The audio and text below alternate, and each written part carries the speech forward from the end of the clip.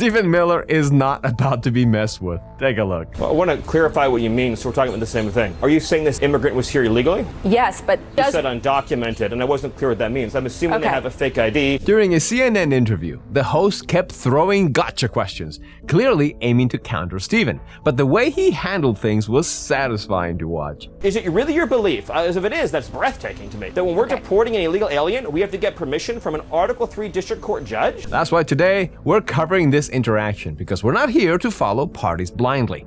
We're here for common sense. So, if you're an independent thinker, hit that subscribe button and let's jump right into it. An undocumented migrant sent a letter threatening to kill the president, promising to self-deport after the assassination. CNN reporting shows that investigators believe the migrant was set up. Go ahead. Well, I want to clarify what you mean, so we're talking about the same thing. Are you saying this immigrant was here illegally?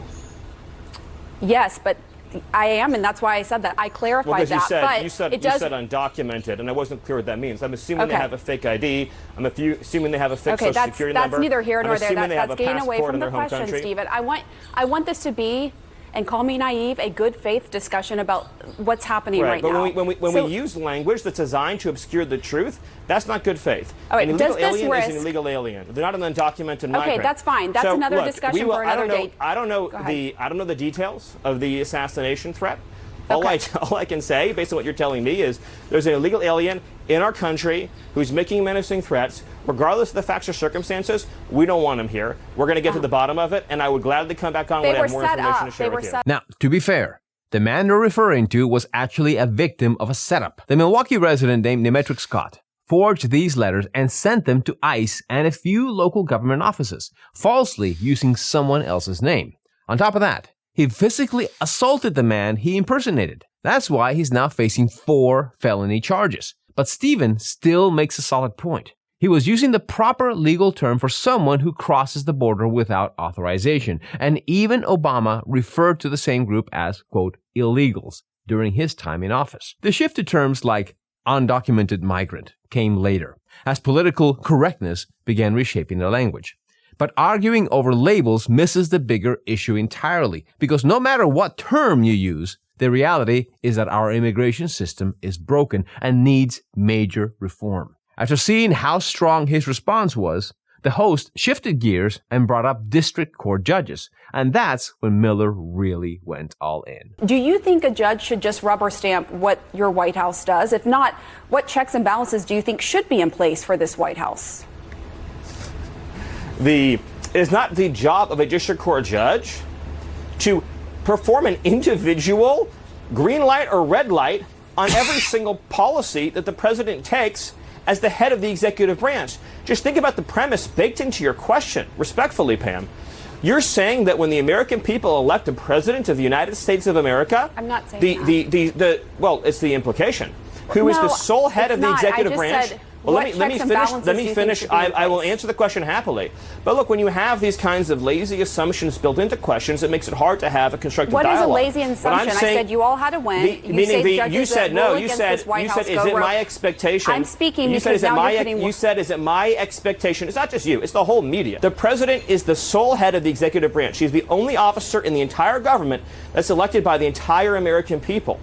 Democracy cannot function. In fact, democracy does not exist at all if each action the president takes, foreign policy, diplomatic, military, national security, has to be individually approved by 700 district court judges. That's democracy? Exactly. While the rule of law matters, having a single district judge blocking a president's entire agenda nationwide is a major problem. That's why the Supreme Court's move to limit that kind of reach is so important.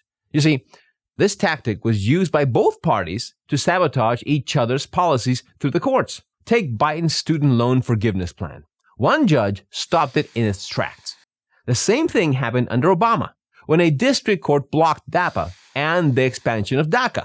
And with Trump, we've seen this taken to the next level, where nationwide injunctions are being issued every other day. Stephen also provided another solid example of why this practice is so absurd. But before we play that, we have a quick message from our partners that you don't want to miss. Do you know what retirement asset grew the most during the first 6 months of the President Trump's second term? Spoiler, it wasn't the stock market. From January 21st to July 21st, the Dow Jones barely moved up less than 1%. But gold and silver grew by a whopping 25% in the same time frame. 25% in 6 months.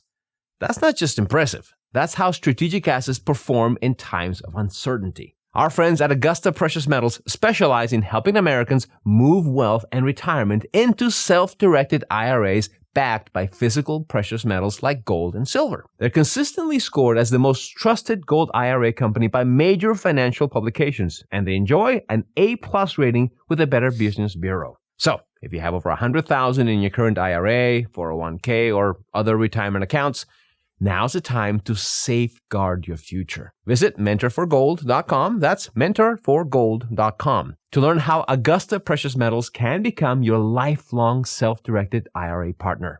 Now, back to the video. We are committed to following and obeying the laws of the United States, and the president has complied with all court orders. Am I going to sit here today and say, for example, that if a district court judge ordered us to, say, take 1,000 troops from Iraq and move them to Afghanistan, that we would just do that? If a district court judge ordered us, for example, to reveal the secret location of a CIA base overseas to the entire world, and then all the CIA officers in that base would be murdered and killed, am I going to sit here today and engage in radical hypotheticals? This administration has religiously complied with even the most unlawful court orders, but it completely upends the constitutional system to have a single judge in Boston assert the same powers of the President of the United States is such an offense to democracy. And on this network, we heard the word democracy, democracy, democracy. And the thing is, these lawsuits that end up halting major policies nationwide aren't just filed randomly. They're carefully placed in districts where the outcome is practically guaranteed. It's no secret. That's where the justice system starts losing credibility. The courts were never meant to be political weapons. This branch of government is supposed to be the one most insulated from partisan influence, where rulings are rooted in the Constitution and law, not party lines. Without that, the balance between branches collapses, and the judiciary becomes just another extension of whoever plays the game the best. But Stephen wasn't just done yet, and he used the example of immigration to prove just how much district court judges have overstepped their authorities. Answer me this, why did Congress create Article 2 immigration courts? Because they didn't want Article 3 courts, and in fact prohibited Article 3 courts from adjudicating individual cases. Okay. Is it really your belief, as if it is, that's breathtaking to me, that when we're deporting an illegal alien, we have to get permission from an Article 3 district court judge? Okay. Like a trial judge? Is that your view? It's how the law works and the Constitution No, works. the law says explicitly that individual immigration cases fall underneath the Attorney General of the United States under Article 2.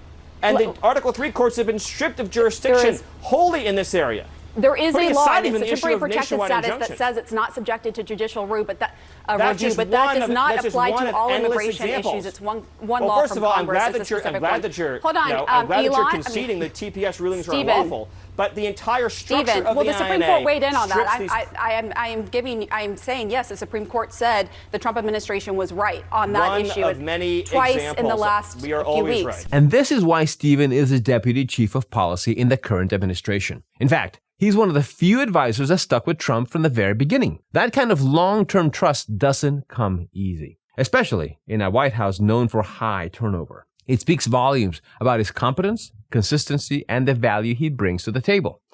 Let me know in your comments your thoughts on this story. Don't forget to like and subscribe, and remember, keep thinking.